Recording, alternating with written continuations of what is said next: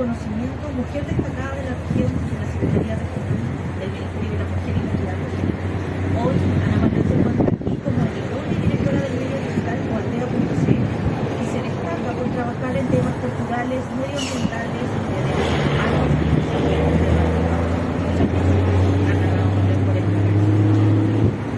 humanos y Paula Viano Santana es periodista, licenciada en comunicación social, ha sido editora periodística de Mar TV, reportera en TVN y directora de comunicaciones en la Universidad de Valparaíso. Ha trabajado también en proyectos audiovisuales como en la serie de reportajes Cabo de Horno, Refugio para el Mundo, y en el docu-reportaje Natales, 7 identidades para citar. Paula es también poeta y editora. Y en el año 2018 fue reconocida por el Consejo del Colegio de Periodistas de Magallanes por su trayectoria y el vínculo que ha generado entre el mundo de la investigación y la comunidad. Nos acompaña hoy como editora. Junto al colectivo Betas, edita y publica la revista Una, especializada en poesía y arte gráfico, y acaban de lanzar su tercer número, Soy Bosque Viento, que, cito, es fruto del desafío de perseverar y convocar. Seguimos en contra de las estructuras que nos someten y a favor del viento que la desmorona. Betas sin merecimiento. Bienvenido a Paula y muchas gracias por estar acá. Bueno, este conversatorio se trata específicamente de cómo es la labor de la edición en Magallanes, entendiendo como todas las aristas que tiene la edición y todas las aristas que tiene lo que es ser o editar desde Magallanes, ¿ya? Entonces, bueno, me gustaría que comenzaran por contarme cada una de ustedes cómo se embarcaron en esto, cómo se embarcaron en la edición y en la publicación, desde dónde nace cada uno de sus proyectos. ¿Cómo quieran? Paula, dale. Muchas gracias por la invitación, por la presentación. Me alegra mucho estar con Ana Marlene, siento que es una compañera que además admiro mucho porque lleva décadas peleando por estas cosas que nos reúnen en torno a actividades como la que estamos viviendo ahora con la Feria del Libro Independiente, la autogestión, el valorar el meritorio propio, el de competirse, colaborar, en fin. Entonces, desde allí, bueno, lo que yo te puedo contar es más que nada como desarrollar mi profesión. Yo estudié periodismo pensando en ser canal de comunicación y durante mucho tiempo lo hice a través de lo audiovisual, pero desde chica estaba escribiendo poesía y creo que somos muchas las personas que vivimos como la poesía desde la adolescencia por lo menos. Entonces algo que constantemente revisitamos aun cuando no nos dediquemos, sobre todo si no nos dedicamos a eso en particular. Y bueno, yo he participado de talleres de poesía a lo largo de mi vida de manera bastante saltada y la última experiencia fue a partir de la amistad que surgió con Rosario Chabol Aros, que es una mujer que no me canso de destacar cada vez que tengo oportunidad de hablar de esto porque ella se dedicó toda su vida a trabajar en bibliotecas, a formar nuevas generaciones en la escritura y también a ayudar a otras personas, pares que querían publicar y ella siempre ad honorem daba toda su voluntad y sus horas de trabajo. Así que ella es una gran madre beta, como le decimos nosotras, porque el grupo que nos convoca ahora tiene ese nombre, Betas, que tiene la idea de que, bueno, es una beta literaria, digamos, la que desarrollamos, pero también creativa en general, porque muchas chicas del grupo están haciendo bordados, collages, pinturas y otras cosas. Y, bueno, la beta madre fue la que me permitió conocer a estas chicas y finalmente en un día de mucha productividad y lucidez estábamos muy emocionadas con lo que cada una leía después de los ejercicios que nos hacía Rosario y bueno, algunos meses antes la Fernanda Cárdenas, que es una de las integrantes, había publicado el libro Creciente. Daniela Figueroa, que es Ofenore, ella está por lanzar su primer libro también. Entonces era como las más jóvenes versus la Úrsula, Paredes Agüero, la Rosario y yo. Era como, bueno, y ustedes no han publicado, ¿y qué esperan para hacerlo? Bueno, publicar un libro implica pensar en un libro y de repente uno va pensando como en poemas. Y cuando piensas en poemas, que son como más piezas aisladas, dices, ¿dónde las puedo publicar? Y la verdad es que como periodista también, pero como ciudadana, yo siento una ausencia enorme de material impreso, de revistas en el fondo en la región.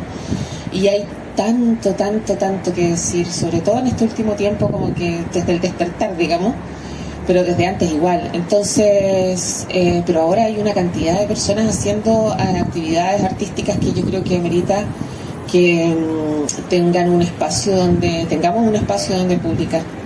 Y ese es el esfuerzo que se está haciendo, tratando de que esto no tenga nada de deber, sino que sea todo placer. Y hasta ahora estamos felices con estos 3 números. Y bueno, ya consideramos que estamos como para poder seguir y presentarnos en una feria y participar de este conversatorio, etcétera. Eso. Súper, gracias. Ana Marlene.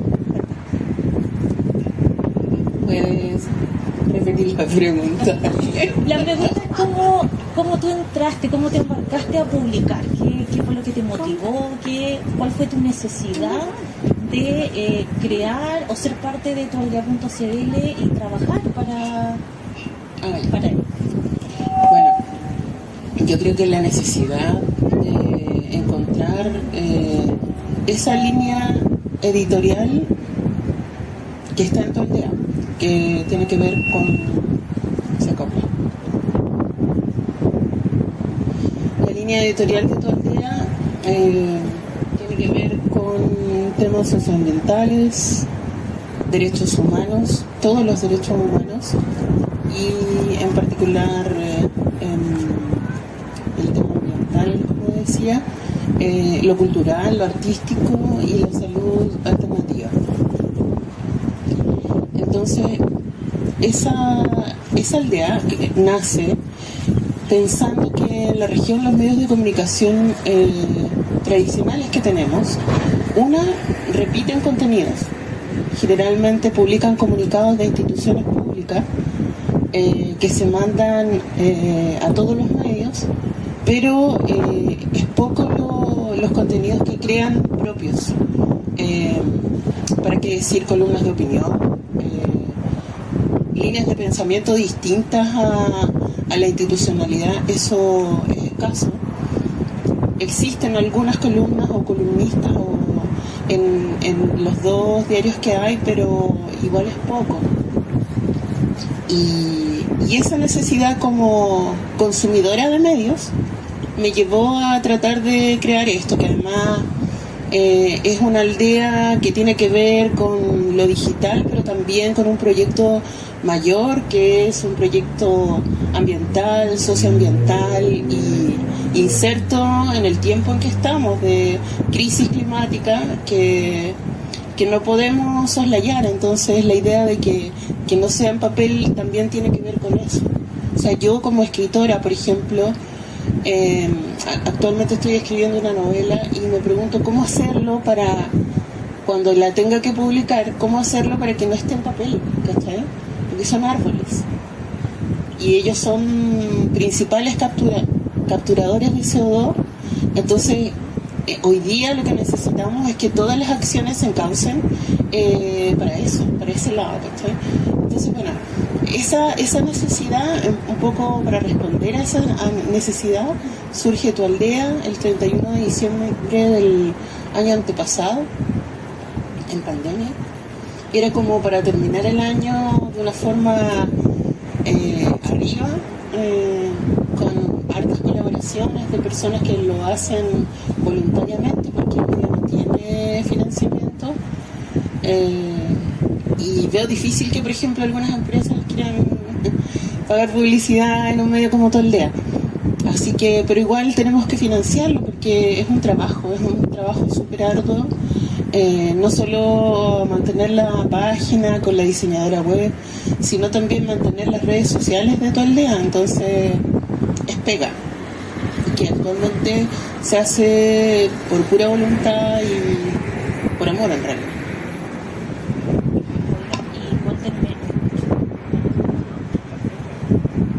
¿Ahí sí? Allá. Ya, y cuéntenme, me gustaría ir a la parte menos romántica como de la edición, que parece que fuera como desde afuera se ve algo muy lindo, muy romántico. Me gustaría ir a la parte más romántica, lo que de verdad significa el trabajo de edición, que es, por ejemplo, empecemos por la edición de contenido. ¿Cómo ustedes escogen lo que publican? Como dices tú, Ana Marlene, como de la cantidad de cosas que están fuera de la institución, como dices tú, Paula, de la cantidad de cosas que necesitamos decir que son un montón. ¿Cómo ustedes deciden qué va en qué número?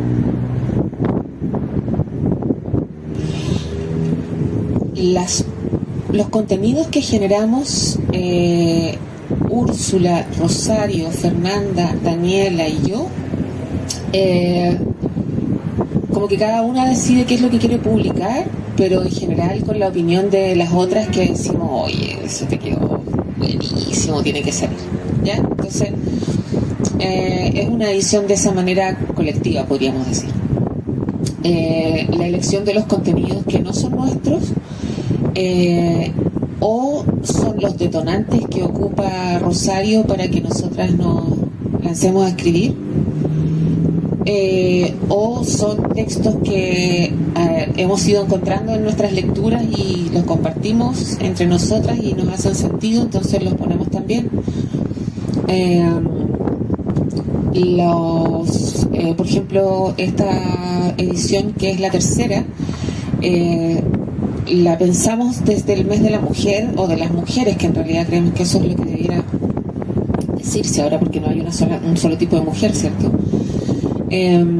Entonces, en este mes hicimos como también un tributo a eso, considerando un par de textos que se leyeron en la concentración que se hizo para el 8M en el centro de la ciudad, la marcha y después el acto político-cultural. Entonces, y además estamos con este tercer número ya, yo creo que no quedan tantas personas que no se hayan enterado de que este espacio está.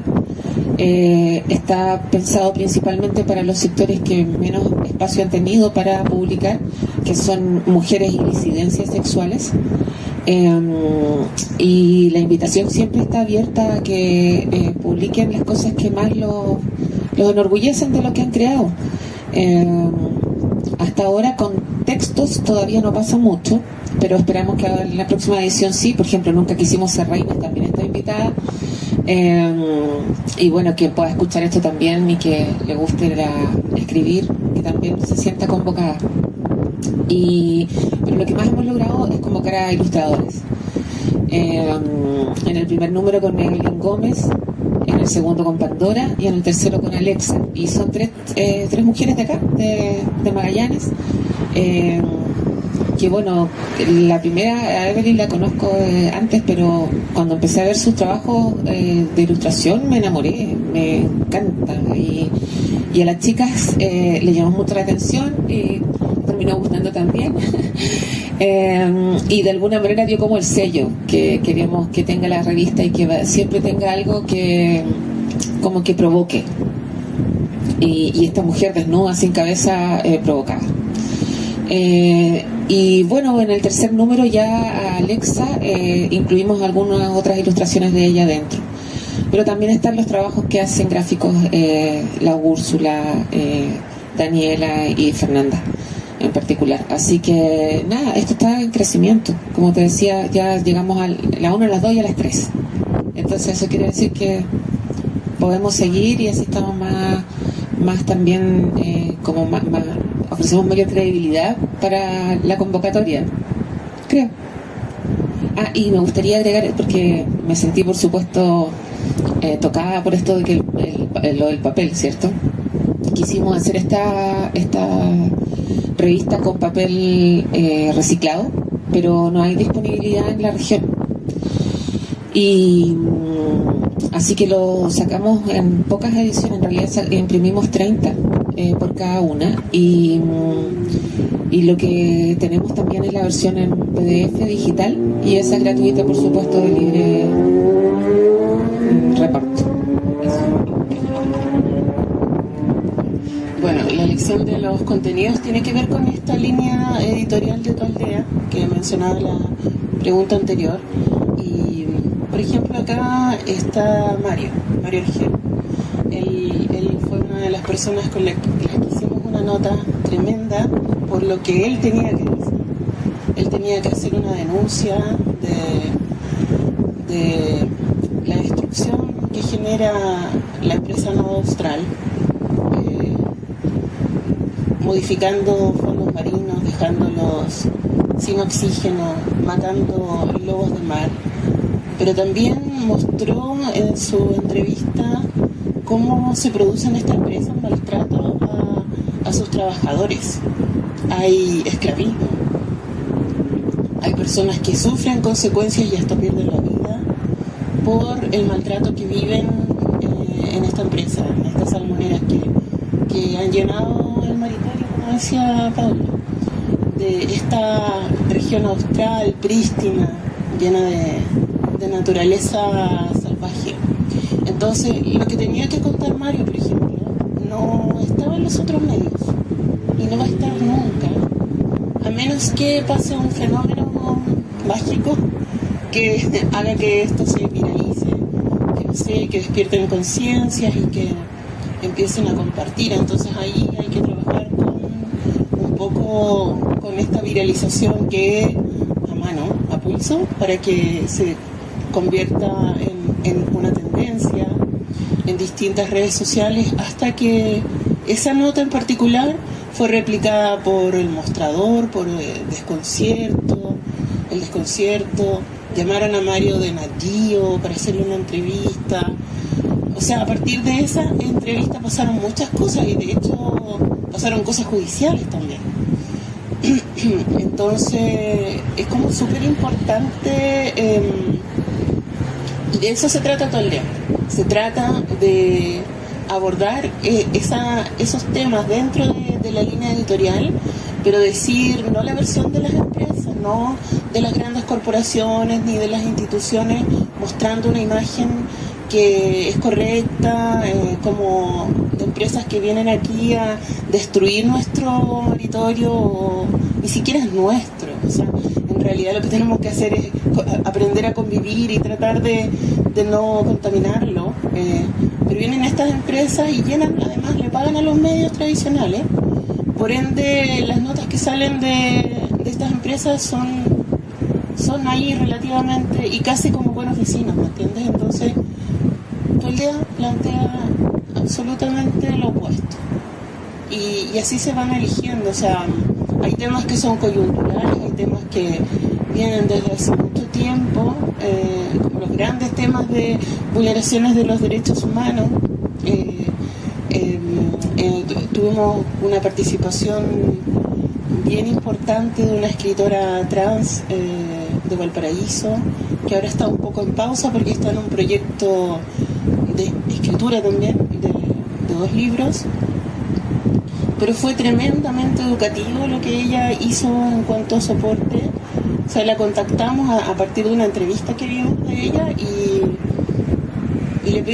la invitamos a ser columnista porque ella tiene una forma de comunicar que es educativa, o sea, que habla de transfeminismo y de todos los temas relacionados al feminismo y a las diversidades sexogenéricas y a las disidencias, y lo hace desde una perspectiva única. Entonces también ella ha sido un gran aporte para todo el día y es como que un poco elegimos dentro de esa línea, pero también se van sumando cosas que aparecen en el camino por la coyuntura o porque personas quieren también estar con algo, quieren decir algo. Lo otro es el espacio abierto para las declaraciones públicas de movimientos, organizaciones comunitarias que también están ligadas, por ejemplo, comunidades de pueblos originarios que están impugnadas por temas que vulneran sus derechos. Entonces también está ahí. En realidad es una elección per se de que tienen, más bien es el espacio que tienen. Entonces, como les decimos siempre, lo único que les pedimos es que compartan luego los contenidos de todo el día, porque en definitiva esto no está financiado. Entonces la idea es como que se siga dando a conocer para que estos temas que no están en los otros medios se puedan seguir dando a conocer. Sí. Gracias, chiquilla.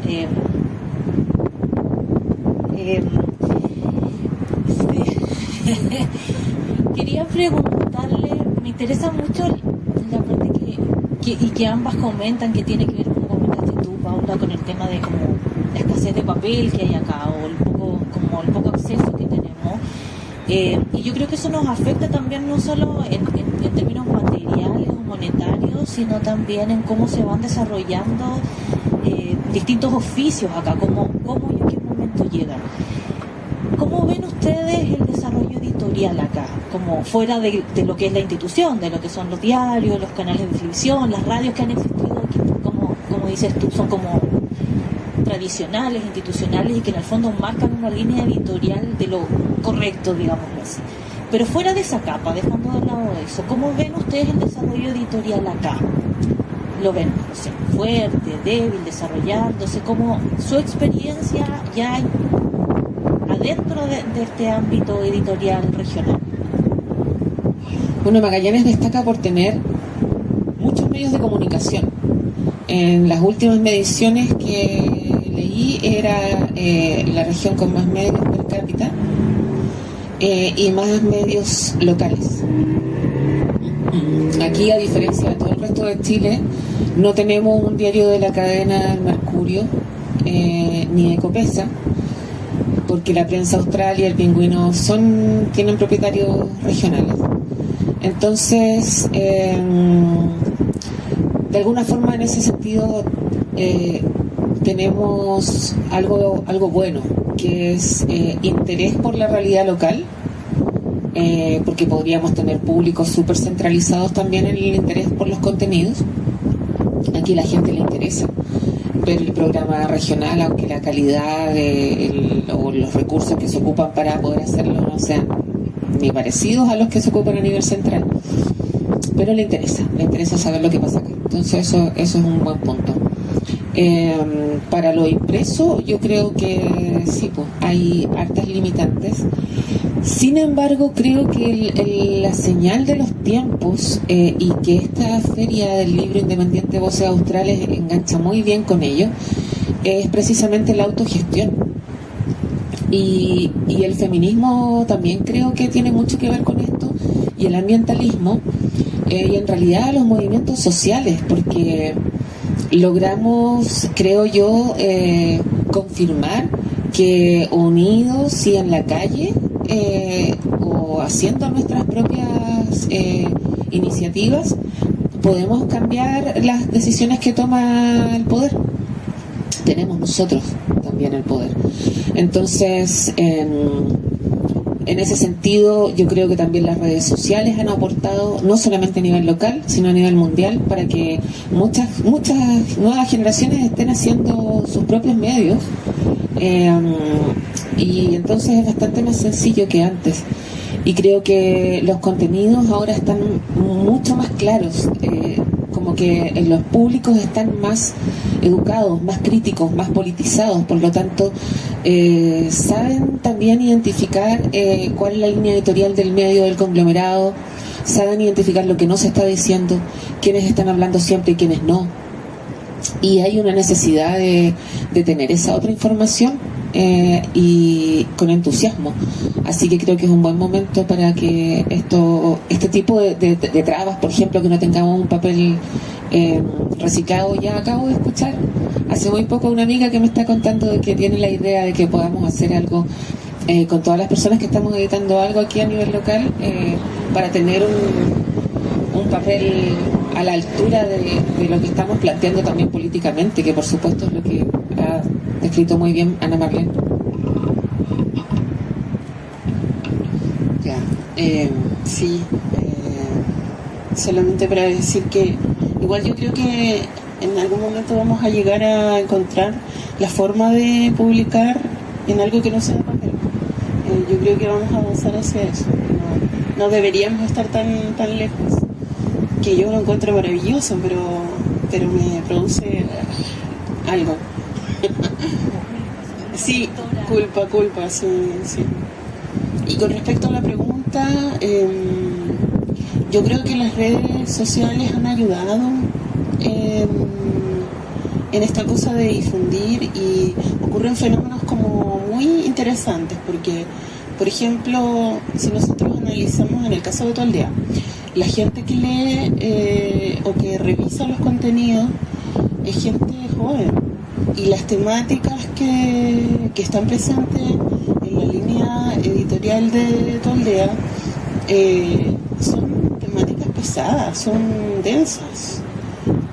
Sin embargo, y bueno, generalmente se dice que en la juventud hay como cierta flojera, como no comprometerse, pero eso claramente se ha ido cambiando con el tiempo.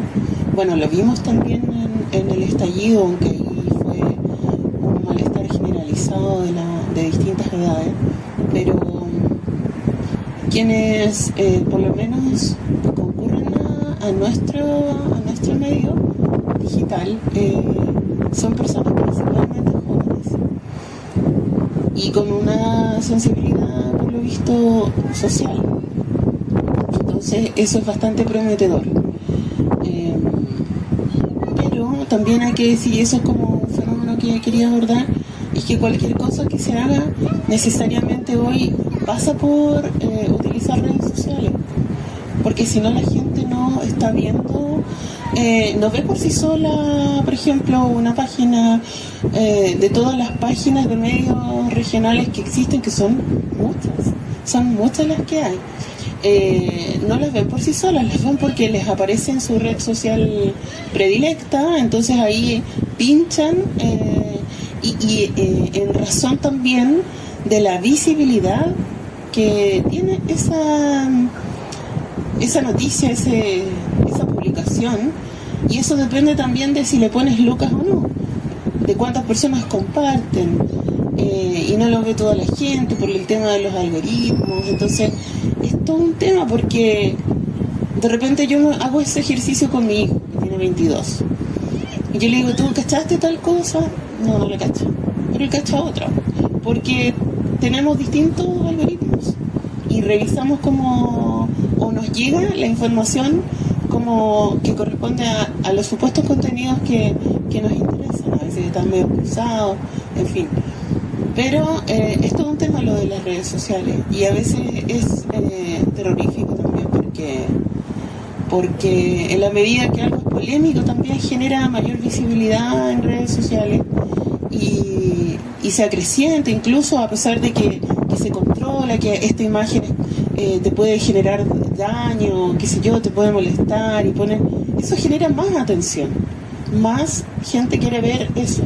Entonces, y en el fondo la cosa de la polarización también le sirve a cierto sector económico, político. El que estemos polarizados es una cosa que es muy conveniente para poder seguir manteniendo el sistema que nos gobierna. Digo que nos gobierna no solo políticamente, sino económicamente. Entonces, no sé, me fui como por otro lado, pero es que igual hay que decirlo. No, y está bien, y me parece que va muy en la línea también en el fondo hay una mirada que existe desde acá de la región que está muy descentralizada. O sea, en el fondo nuestra necesidad, me parece a mí, nuestro aislamiento, el exceso de centralización nos ha obligado a necesitar, a exigir.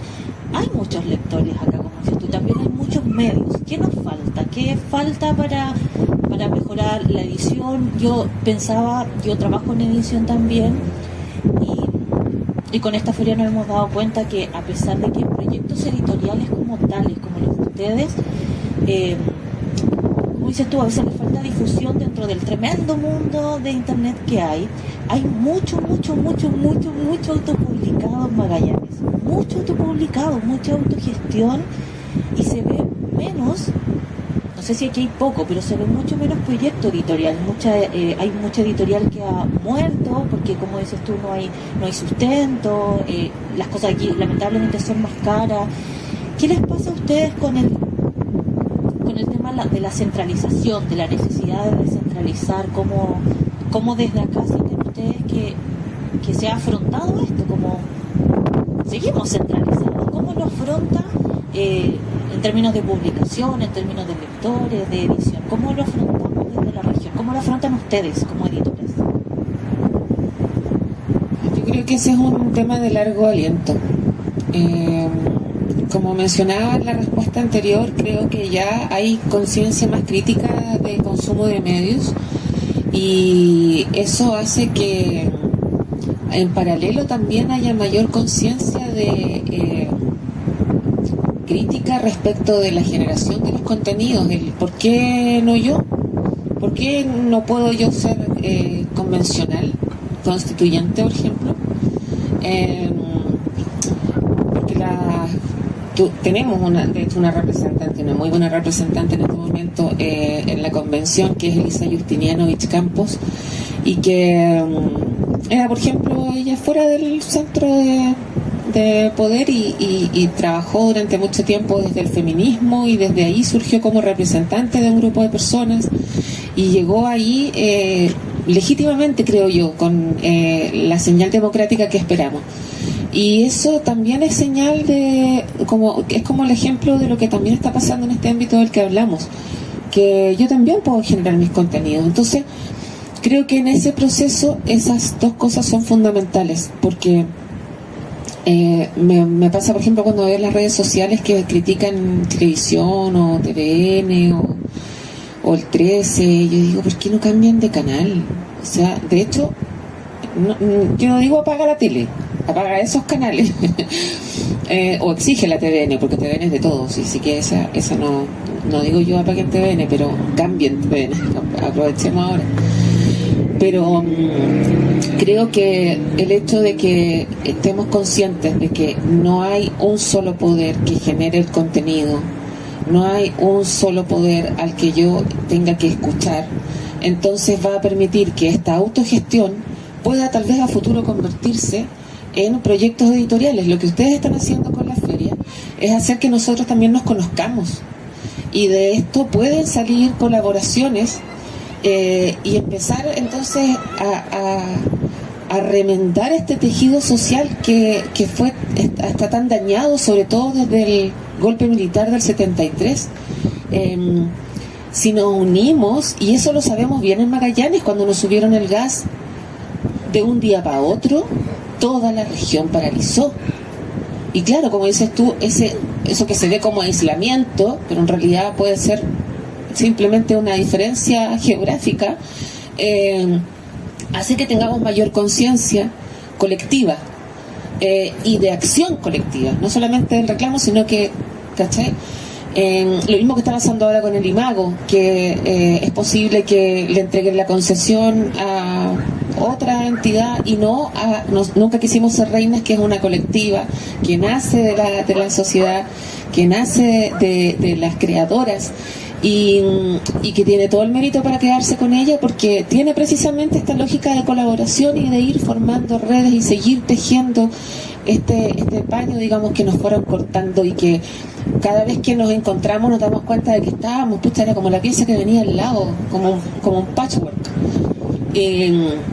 Y yo creo que eso puede ir pasando. Pienso más en eso que en lograr que lo central sea también nuestro. No sé si me explico. Es como, yo me impresioné mucho cuando supe que Brasil es un país en el cual las personas que se dedican a la ciencia publican en revistas indexadas de Brasil y no se calientan con estar buscando las lucas para poder financiar su aparición en las revistas indexadas a nivel internacional, que básicamente es el hemisferio norte, ¿cierto? Esas epistemologías colonizadoras las que están primando, y ellos decidieron dentro de su espacio.